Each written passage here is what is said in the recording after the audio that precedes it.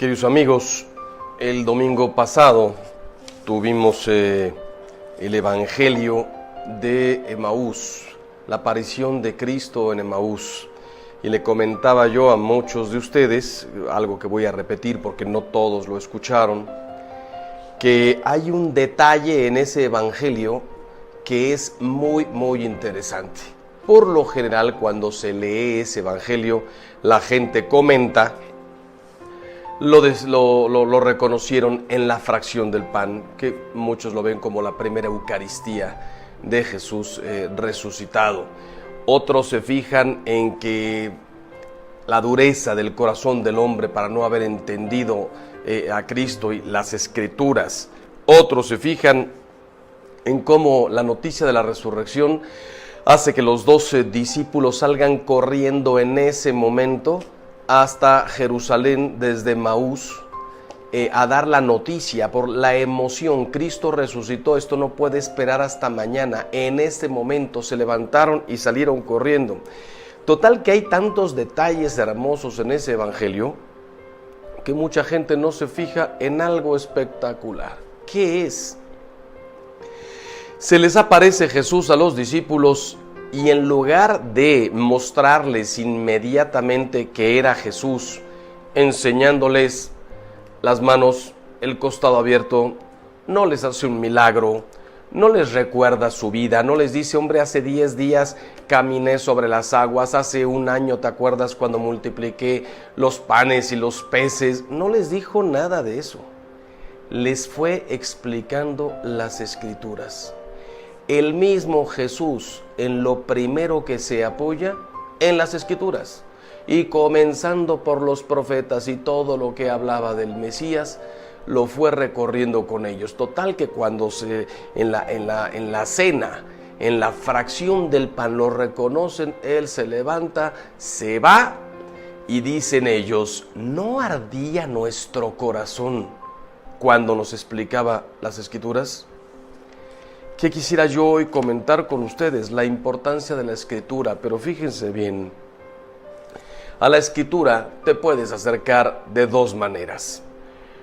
Como un estudioso, como un erudito, buscando qué es verdad, qué no es verdad, qué es un cuento, qué es una alegoría, qué es una fábula, qué es una anécdota, qué es... incluso te puedes acercar buscando verdades históricas, geográficas, geológicas, y la Biblia no se dedica a eso. La Biblia trata de salvación. La palabra de Dios es viva y eficaz y solamente habla de la salvación. En lo demás, por ejemplo, antes se creía que el mundo tenía como 4,000 años. ¿Por qué? Pues es más o menos del tiempo de Adán y Eva. Más echando números, pues mira, sabemos cuándo es Abraham. Ahí más o menos hay fechas precisas, ya pues un poco más atrás. Hace 2,000 años Cristo, 2,000 años para atrás, 1,000 años para atrás David, 800 años para atrás Abraham y un poco más atrás, pues el mundo tiene 4,000 años. Hoy sabemos que el mundo tiene miles y miles de años, no podemos calcular cuántos. Hay quien dice que millones. Entonces la Biblia se equivoca. La Biblia dice, el sol se puso. Hoy sabemos que el sol no se pone en ninguna parte. El sol gira alrededor de la tierra. Hoy sabemos que es exactamente al revés. La Biblia no contiene verdades históricas, geográficas, geológicas. Noé se metió al arca con una pareja de cada uno de los animales. Sí, metió osos polares, oso grizzly, oso pardo, oso hormiguero, tigre de Bengala, tigre blanco, tigre rayado. Metió todos los tipos de perros. ¿De dónde? Llovió sobre toda la tierra. No puede llover sobre toda la tierra. Hoy sabemos que llovió sobre la tierra que conocía Noé. ¿Y cuántos animales metió? Cabras, vacas, algún perro. A los demás no se vieron afectados por el diluvio. El diluvio fue regional. Y así tantas cosas podríamos hablar. Por tanto, se dice Matusalén que tenía 900 años. ¿Realmente Matusalén vivió 900 años o era la manera en que contaban antes los días? Todo esto para decirte, la Biblia solamente posee verdades salvíficas. Entonces acércate a la Biblia, no para esto, sí, también estúdiala, también es bonito estudiarla, pero sobre todo acércate a la Biblia para rezarla, para meditarla y sobre todo para conocer a Jesús. La palabra de Dios es importantísima, es viva y eficaz, produce lo que significa y da lo que promete. Qué impresionante, dice Jesús: cielo y tierra pasarán, mis palabras no pasarán. ¿Y cuáles son sus palabras? El Evangelio. Preguntota, ¿lo conoces? ¿Lo conoces? ¿Qué significa que es viva y eficaz y que mis palabras no pasarán? Jesús las dijo hace 2000 años y todavía tienen toda su validez. Tan es así que a veces hay gente que nos dice: Padre, lo que dijo usted el otro día, leyendo el Evangelio, haga de cuenta que me lo dijo a mí. Jesús te está hablando, es viva y eficaz y está transformando completamente tu vida. Cuidado, no te acerques a la Biblia con el fundamentalismo de las sectas. Mormones, testigos de Jehová, a veces los cristianos, pero desde luego las sectas. ¡Qué tremendo! No puedes donar sangre porque dice la Biblia que la vida está en la sangre. Hombre, eso ya está todo superado. Curiosamente, los mormones aceptaron, como David, como Salomón, varias mujeres, hasta que después, por motivos de enfermedades, corrigieron toda su teoría y su doctrina. Pero como en la Biblia hay poligamia, mira, se vale la poligamia. Qué curioso que de algunas cosas se agarran y de otras no. Eso, en lugar de comprender la Biblia, eso se llama fundamentalismo. ¿Qué dice? ¿Qué dice la Biblia? Y ahí se aplica tal cual. No, ya sabemos que no. Ya sabemos que no. ¿Sabes qué tienes que encontrar en la Biblia? Imagínate que una chica le escribiera una carta de amor al novio. Y el novio toma la carta y en lugar de quedarse con el mensaje de amor, te quiero, te amo, te necesito, se pone a ver que faltan 3 acentos. No está bien la puntuación. Puso un signo de interrogación solamente al final de la frase y no al inicio. Lo mismo uno de admiración. En un te amo le puso 4 signos de admiración cuando nada más bastaba con 1. No usó bien las mayúsculas. Dirías, ¡qué estupidez! Te pones a leer la carta de tu novia buscando acentos. Digo, ojalá que estuviera perfectamente bien escrita, pero no estás buscando acentos, comas, puntos, párrafos. Estás leyendo cómo te ama tu novia, o tu esposa, o tu esposo. ¿Qué pasa con la Biblia? No te fijes si dice que Matusalén tenía 900 años. Fíjate el porqué de Matusalén. No te fijes si el sol se puso. No, mejor léete la historia que está detrás, el contenido salvífico. Y así, cuando se dice que Goliat era un gigante ¿de qué tamaño? ¿De 30 metros de altura? ¿O lo llama gigante simplemente porque a lo mejor David medía 1,60, 1,70, 1,75 y este hombre era de 2 metros o de 2,10, como actualmente sigue pasando? Era un pueblo muy grande, los filisteos. No busques esos detalles, sino la carta de amor de Dios al hombre que está ahí escondida, y que te puede cambiar completamente tu vida. Piensa que todo en la Escritura habla de Cristo. Cristo se quiso quedar con nosotros de 2 maneras: en la Eucaristía como alimento y en su palabra como luz. ¿Cómo vas a seguir a Cristo si no conoces su palabra? Yo les voy a dar, doy esta pequeñísima explicación para que, como los discípulos de Emaús, sientas a partir de hoy una necesidad de conocer. sobre todo las partes más importantes de la Biblia, y que como los discípulos de Maús puedas decir, ¿qué no ardía nuestro corazón cuando Jesús nos explicaba las Escrituras? La Biblia significa libros, tiene 73 libros, 46 en el Antiguo Testamento y 27 en el Nuevo. Y leer la Biblia es caminar de la mano de Jesús por toda la Escritura, Antiguo y Nuevo Testamento.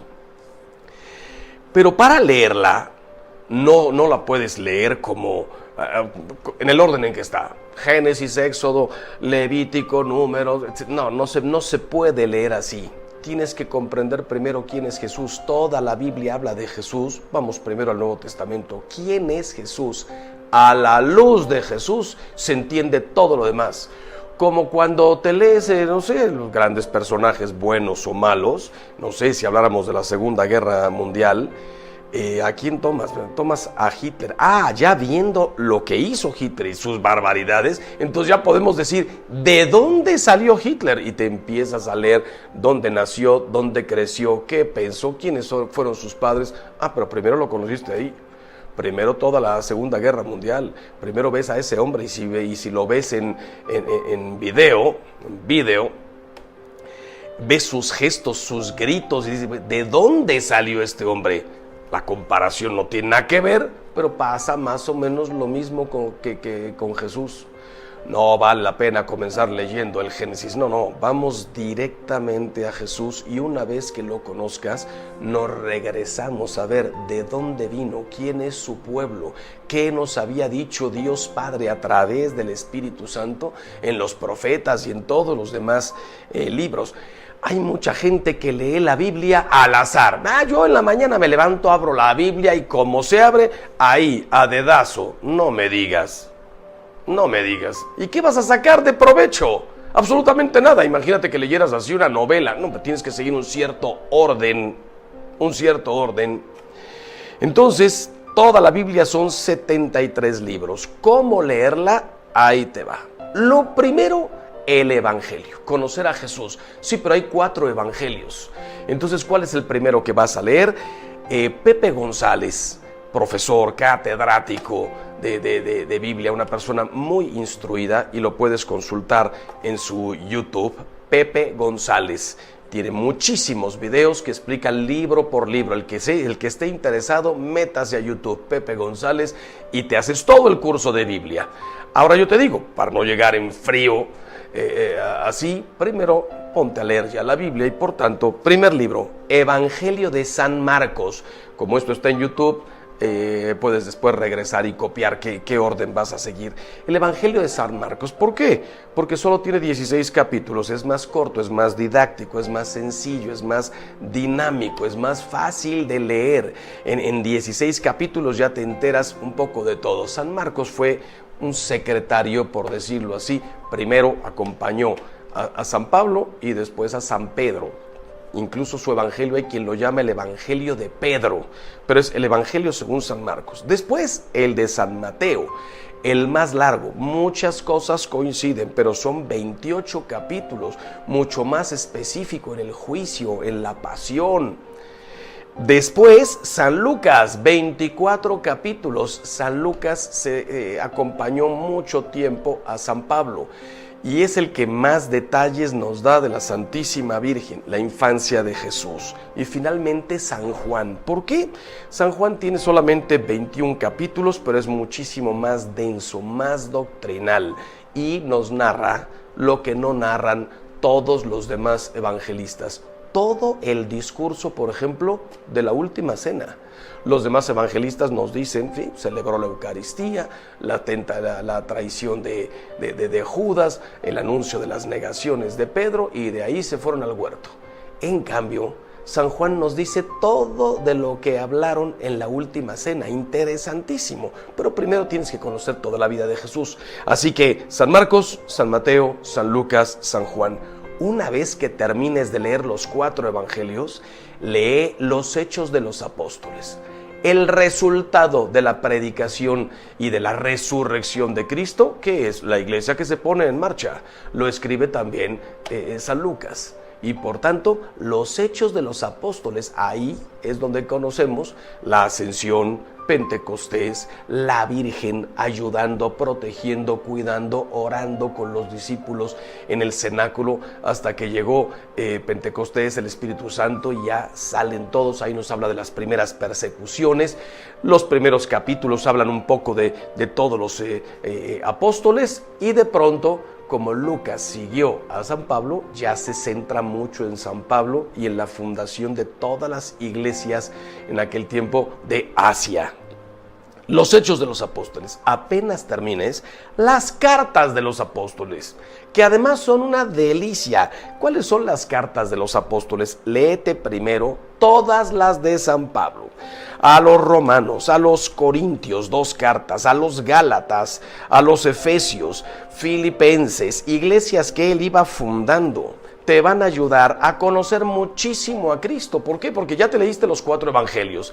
Los Hechos de los Apóstoles hablan de los apóstoles, pero todo en referencia a Cristo.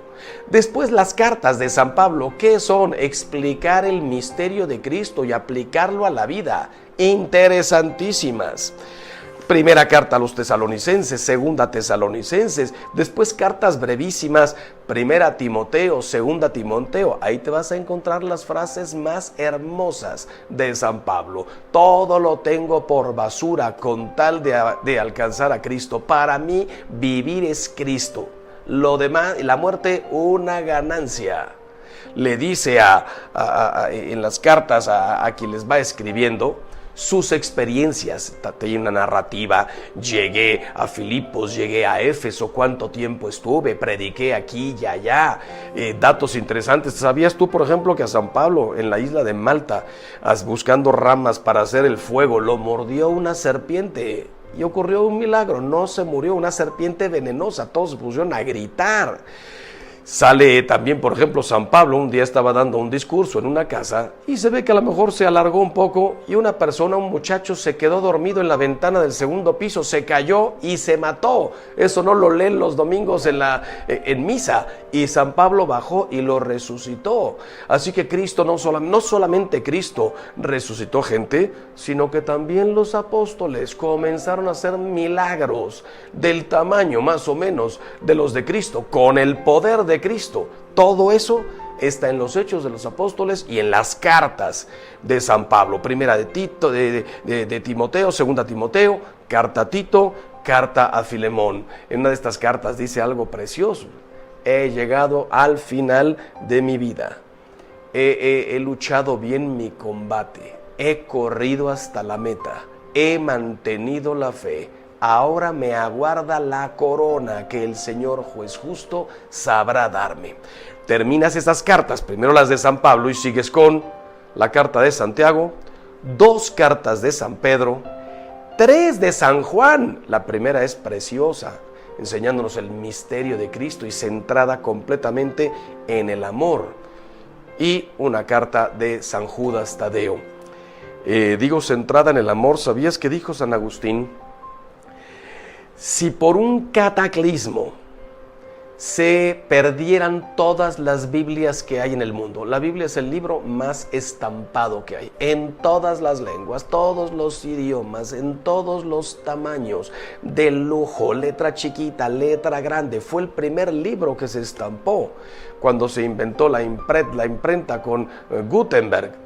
El primer libro fue la Biblia y es el que más se ha impreso en la historia de la humanidad. Pues dice San Agustín, hace 1600 años, si se perdieran todas las Biblias que existían en ese momento y quedara solo una, y de esa que quedara se estuvieran rotas todas las páginas, estuvieran manchadas, pintadas, medio destruidas, si de toda esa Biblia solamente quedara una página que se pudiera leer, pero esa página también toda manchada, y no quedara más que un párrafo, y de ese párrafo medio roto también, no quedara más que 3 palabras, dice San Agustín, esas 3 palabras serían de San Juan, y sería esto: Dios es amor.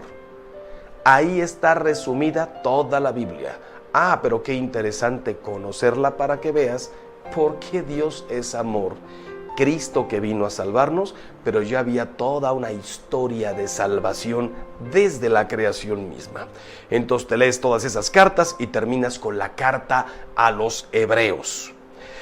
Hay quien sugiere que de ahí sigue el Apocalipsis. Yo, por mi experiencia personal, considero el Apocalipsis un libro un poquitín más complicado, lo dejaría hasta el final. Así que léete todo el Nuevo Testamento en el orden que te dije, pero deja el Apocalipsis para el final.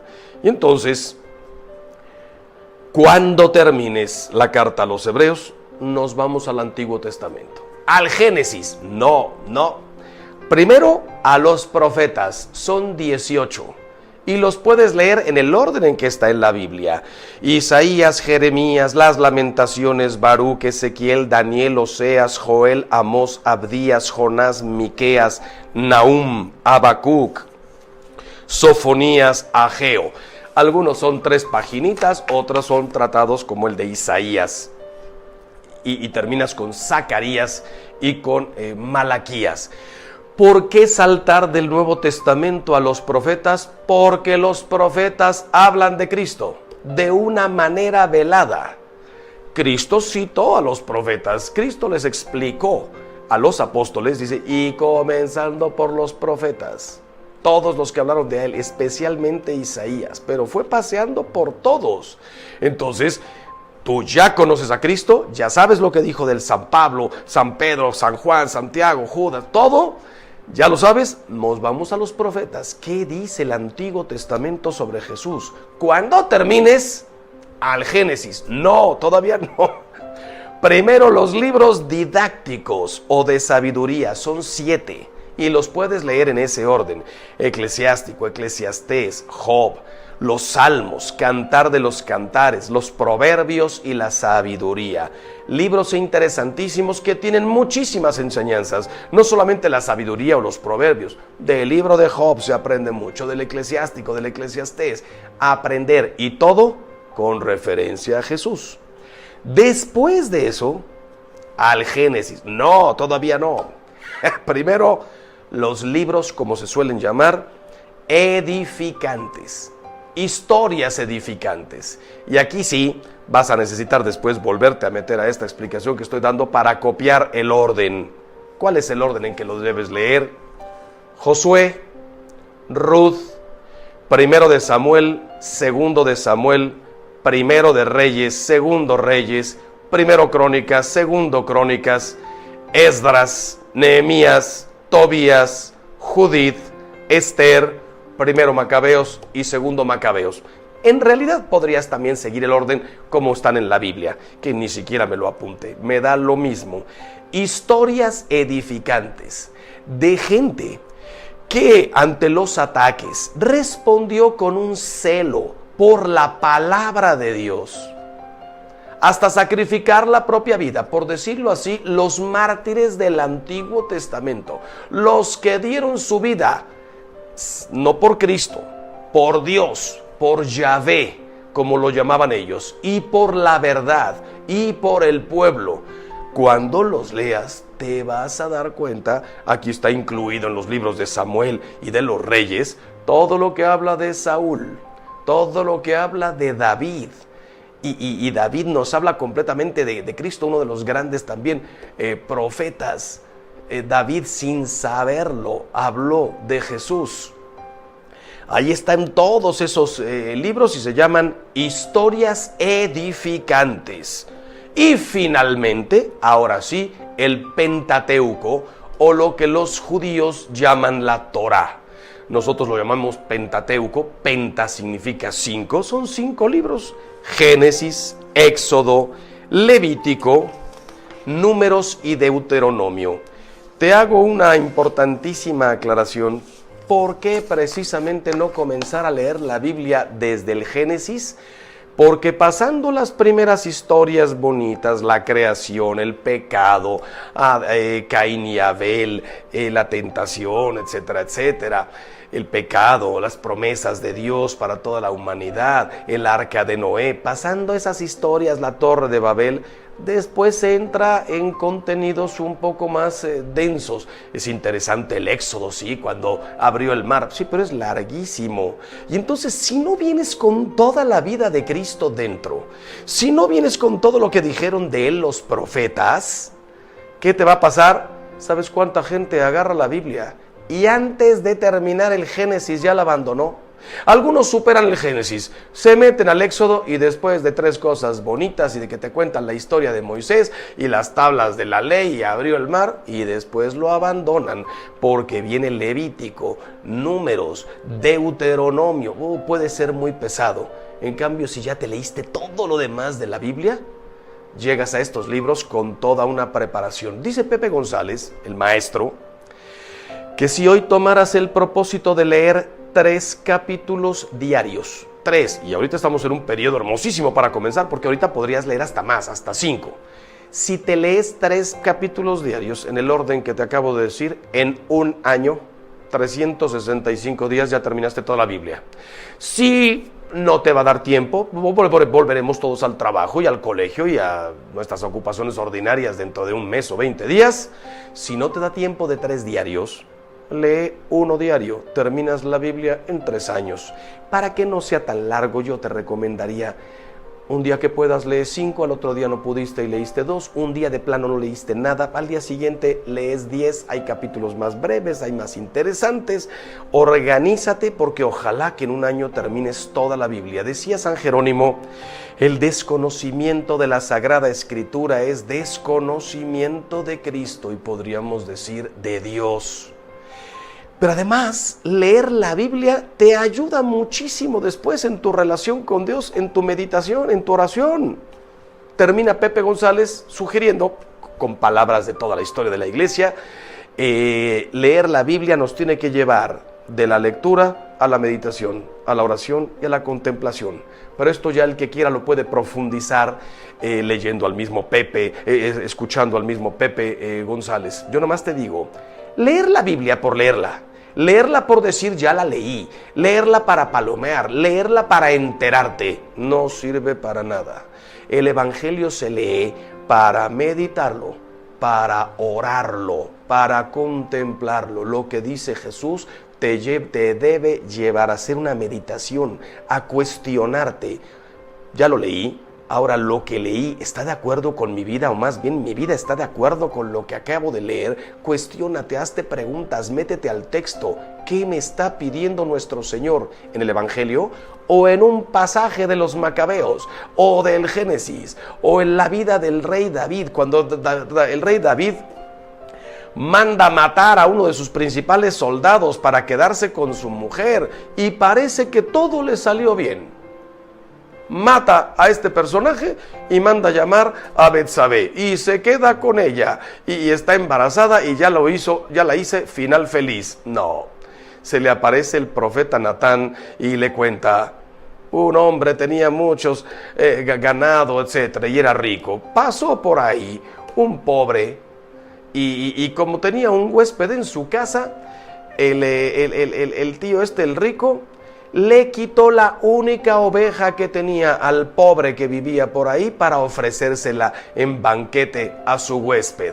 David, cuando oyó esto, pegó un manotazo en el escritorio y dijo: por mi vida que ese hombre debe morir, pagará 4 veces lo que ha hecho. Y le dice el profeta Natán: ese hombre eres tú. Con esta luz debes leer toda la Biblia. ¡Ah, qué sinvergüenza, Judas! Ese hombre eres tú. A veces tú y yo somos Judas. Ojalá que nos arrepintamos y no terminemos como él. Pedro, ¿cómo es posible que haya negado? ¿Cuántas veces he negado yo? Caín mató a su hermano. ¿No has matado tú a algún hermano con tu lengua, con tus gestos, con tus opiniones o con tu absoluta indiferencia? Una persona que trabajaba en tu casa nunca logró salir adelante por falta de una oportunidad que tú le podías haber dado.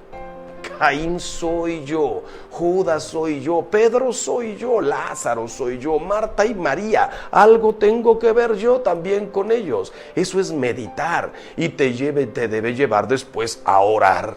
Dios mío, dame la fuerza para nunca traicionarte. Lees algo en la historia de Samuel. Dios mío, ayúdame a buscar la verdad como este hombre, como este rey, como este profeta. Terminar la lectura en meditación, en oración, aunque sean 2 minutitos. Y la contemplación ya para gente mucho más avanzada. Algún día espero llegarás a identificarte de tal manera con Dios nuestro Señor que llegues a eso, una auténtica contemplación. La Escritura es para leerse, para vivirse, para ponerse en práctica. Queridos hermanos, todo esto para decirte lo que salió de Emaús, Jesús explicándole las Escrituras. Ahora te las quiere explicar a ti.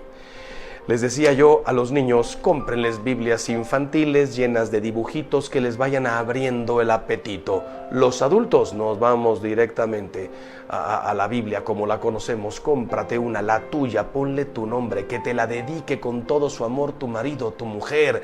Dedícasela a tus hijos, que un hijo tuyo, dedícale una a tu papá, a tu mamá.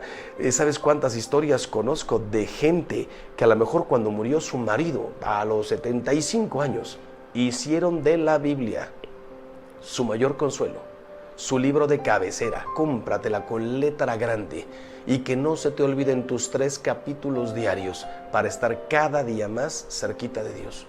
Dios los bendiga siempre. Queridos amigos, con frecuencia nos preguntamos ¿qué sigue? Y nos preocupa muchísimo nuestro futuro. No solamente estoy hablando de la pandemia actual, sino todas las circunstancias de la vida. Y se nos olvida que estamos en las manos de Dios. Él nos ama y es el primero que quiere nuestra felicidad y sabe cuál fue la vocación, las cualidades, los talentos que nos dio a cada uno de nosotros y nos deja evidentemente con libertad luchar. Pero miren, los quisiera yo contar algo que a mí personalmente me cambió la vida hace muchos años. Me contaron esta historia. Un hombre se compró una piedra enorme de mármol y la llevó a un escultor y le dijo: sácame de esta piedra 4 caballos corriendo. Ajustaron el precio, el tiempo y este hombre se fue. Quedaron en 8 meses. Pero evidentemente, al mes, este hombre se moría de ganas de ver cómo iban sus caballos y se presentó en el taller. Y cuando se da cuenta que el escultor ni siquiera ha tocado su piedra, le dice: ¿qué pasó con mis caballos? A lo que respondió el escultor: déjame terminar, dijimos 8 meses, ha pasado solo 1 mes. Sí, hombre, pero yo esperaba ver algo, déjame terminar. Se va este hombre y deja pasar 2 meses más, ya son 3. Viene al taller y se encuentra con que su piedra está cubierta con una manta. El escultor está trabajando en otras piedras y en la suya apenas ha dibujado con un carboncillo lo que va sobre el mármol, lo que van a ser sus caballos. Oye, ¿y mis caballos? Déjame terminar. Dijimos 8 meses. Sí, hombre, pero ya pasaron 3. Déjame terminar, yo soy el artista. Se va y vuelve a los 5 meses, la misma historia. Apenas ha roto las esquinas, ha quitado la parte de la piedra que no sirve. Comienza a verse una pata de un caballo y el hocico del otro. Pero ¿y mis caballos? 5 meses, déjame terminar, pactamos 8 meses. Se va este hombre y decide no volver hasta el tiempo que habían marcado. A los 8 meses se presenta y ¿cuál es su sorpresa? Venía pensando, seguro me va a decir no tuve tiempo, déjame terminar, dame más tiempo. Se presenta y se encuentra los 4 caballos perfectamente terminados, una obra de arte espectacular y le dice: ¿cómo es posible que hayas hecho en 3 meses lo que no habías hecho en 5?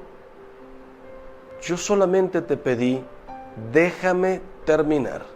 Aquí está tu obra, págame lo que me debes, llévate tus caballos.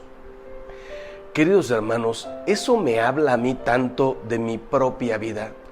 Yo no soy el dueño absoluto de mi futuro.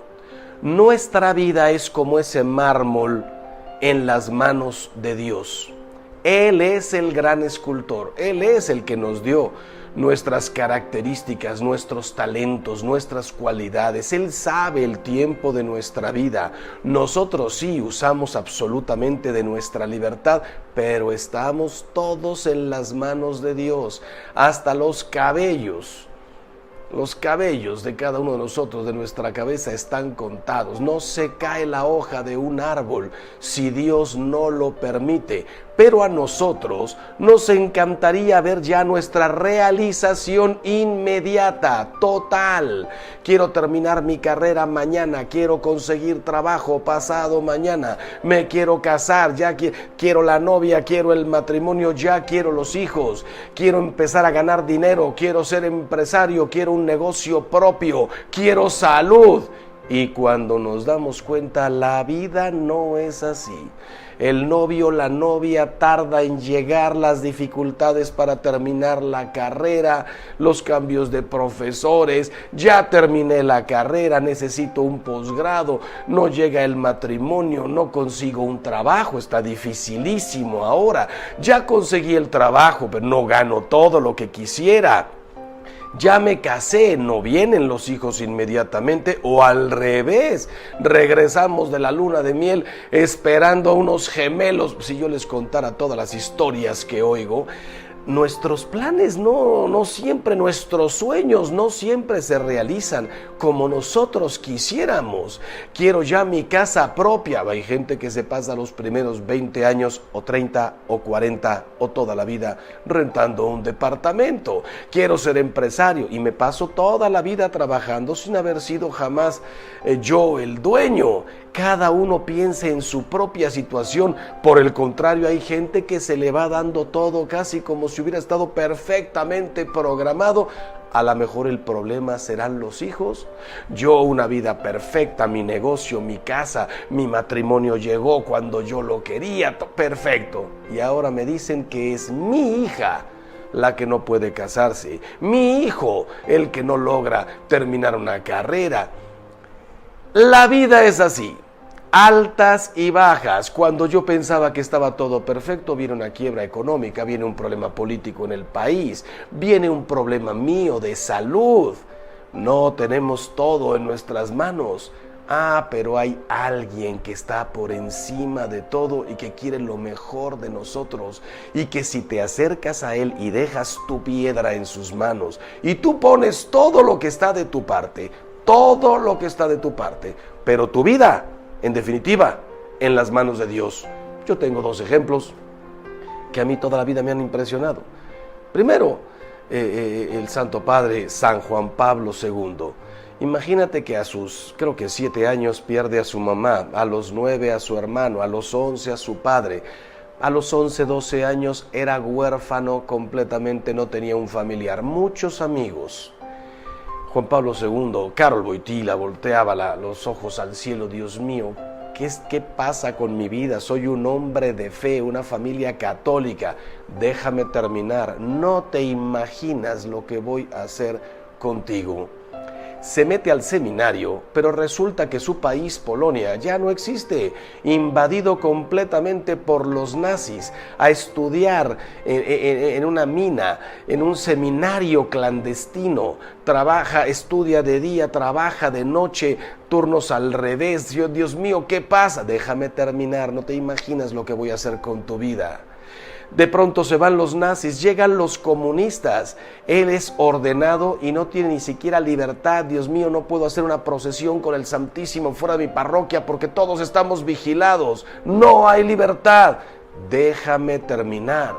Lo consagran obispo. Problemas con el gobierno. No hay libertad. Dios mío, déjame terminar. No te imaginas la belleza que voy a hacer contigo. Lo nombran papa. Comienza a llenar todas las plazas, estadios del mundo, jóvenes, matrimonios, discursos en la ONU. Al tercer año le pegan un balazo en su propia plaza, la plaza de San Pedro. Si dijeras le pegaron un balazo, quién sabe dónde andaba, en su propia plaza. llenando sus discursos de amor a toda la gente. Dios mío, ¿por qué permites esto? Estoy trabajando para ti. Déjame terminar, no te imaginas lo que voy a hacer contigo. Cuando cumplió sus 23, 22 años como papa, ya era un hombre cansado, encorvado, con Parkinson, problemas y dificultades para hablar. Cuando cumplió 25 se asomaba al balcón, apenas se le entendía. Y él y nosotros nos preguntábamos, ¿por qué le ha tocado tan duro? Si a mí, Ángel Espinosa, me hubieran encargado diseñar la vida de Juan Pablo II, yo lo hubiera hecho perfecta. Hubiera nacido una familia bien, con recursos, con estudios en libertad, absoluta libertad. Lo hubiera dejado ser un seminarista muy bien, con todas las comodidades necesarias, sobre todo libertad. Lo hubiera puesto en un país donde pudiera realizarse, lo hubiera dejado ser un papa incluso más años. No le hubiera mandado por ningún motivo el Parkinson, menos un balazo. Gracias a Dios, yo no soy Dios. Dios hace las cosas 1000 veces mejor que todos nosotros. Cuando murió, yo tuve la gracia de estar ese día en la plaza de San Pedro, cuando salió el cardenal y dijo, Juan Pablo II hace 22 minutos ha vuelto a la casa del Padre, y caímos todos de rodillas con el rosario en la mano. Ese día pasó por mi mente como una película, su vida, y dije, es que no sobra nada. No sobra nada. Era necesario que Juan Pablo II experimentara la falta de libertad para luchar por la libertad de todos los pueblos. Era necesario el balazo para que viéramos el ejemplo de perdón más grande que puedas haber visto en tu vida, ir a darle el perdón a una persona que te quiso quitar la vida, que hizo hasta lo imposible, 3 balazos. Era necesario que él estudiara en una mina, que viera la cantidad de injusticias para que escribiera las encíclicas sobre la libertad, sobre la dignidad del trabajo, sobre la fe. Era necesario que él pasara por la enfermedad y por la vejez para darle una dignidad a todos los ancianos. Salió a trabajar hasta el último día que pudo tenerse en pie. La vida de Juan Pablo II es una joya a pesar de 20,000 dificultades desde que tiene 5 años. Déjame terminar, soy yo el artífice. Pero hay un ejemplo todavía más grande, que es la vida misma de María. A los 13 añitos, ella es una mujer, una doncella de aquel tiempo, consagrada completamente a Dios. Se le aparece un ángel y le dice, tú vas a ser la madre de Dios. Lo llamarás Jesús, y él reinará sobre Israel, sobre la casa de David su padre. Hágase en mí, he aquí la esclava del Señor, hágase en mí según tu palabra. ¿Sabías que el ángel se fue y María nunca más lo volvió a ver? 9 meses después estaba en una cueva con José, 2 animales, paja, obscuridad, después de haber sido rechazados por todos en las posadas, dando a luz a un bebé y pensando probablemente, la casa de David, su padre, pero si esto es una posilga, esto es una cueva, ¡qué pobreza! Déjame terminar, no te imaginas lo que voy a hacer contigo y con este bebé. Nace el bebé y empiezan a llegar ayuditas, esto y lo otro. Sale adelante esta pequeñísima familia, pero a los 2 añitos llegan Herodes, que quiere matarlo. Un ángel le dice a José, toma a María y al niño y huye a Egipto. ¿Te puedes imaginar esta pareja otra vez en un asno por el desierto, cargando 4 cosas, llegar a un país desconocido? Dios mío, pero si soy la madre de tu hijo, pero si es tu hijo, déjame terminar. Cuando ya llevaban 5, 6, 7, 8 años, no sabemos en Egipto exactamente cuánto tiempo, toma al niño y a su madre y regrésate a Nazaret. Dios mío, yo a veces hasta pienso, hombre, cuando ya teníamos una casa con vista a las pirámides, otra vez, los planes de Dios no son como los nuestros, sus caminos no son nuestros caminos. Regrésate a Nazaret, de regreso, a volver a comenzar. A los 12 años de Jesús, se pierde en el templo. ¿Conoces alguna persona que haya perdido un hijo 15 minutos? En una fiesta, en una plaza, en un centro comercial, 20 minutos, ¿Te quieres morir? Acabo de perder a mi hijo. María perdió a su hijo 3 días. ¿Te puedes imaginar cómo estaba el corazón de la madre y el de José? A José la única tarea que le habían dado era esta: cuida de mi hijo y de su madre. ¿Te puedes imaginar a José pensando: se me perdió, a buscarlo? Y María y José podrían pensar: ¿por qué nos haces esto? ¿Dónde está este niño? Déjame terminar. Muere José, María se queda sola. Señor, ¿me dejas así a educar a este niño de los 15, 20, cuántos años tendría Jesús? No lo sabemos. Sola, déjame terminar. Cuando Jesús se fue de su casa a los 30 años a predicar, hoy 2000 años después que conocemos el Evangelio, qué belleza, ya sabemos de la pasión, de la resurrección. María era protagonista en ese momento junto con Jesús, no sabía el futuro. ¿Te imaginas cuando vinieron a decirle a María: ya supiste la tontería que dijo tu hijo? ¿Qué tontería? Dijo que es el Hijo de Dios.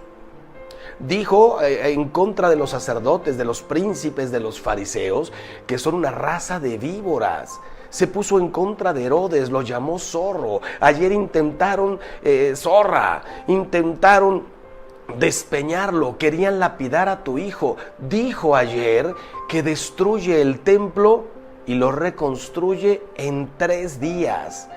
Dice el Evangelio que los parientes de Jesús vinieron a buscarlo porque pensaban que estaba loco. Imagínate cuando le dijeron a María que Jesús dijo que había que comer su carne y beber su sangre.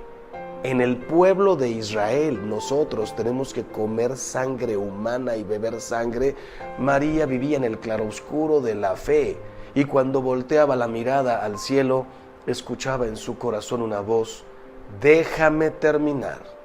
Pero llegó el momento de la cruz, y María estaba ahí al pie de la cruz, viendo a su hijo flagelado, escupido, coronado de espinas, medio desnudo, insultado, ultrajado.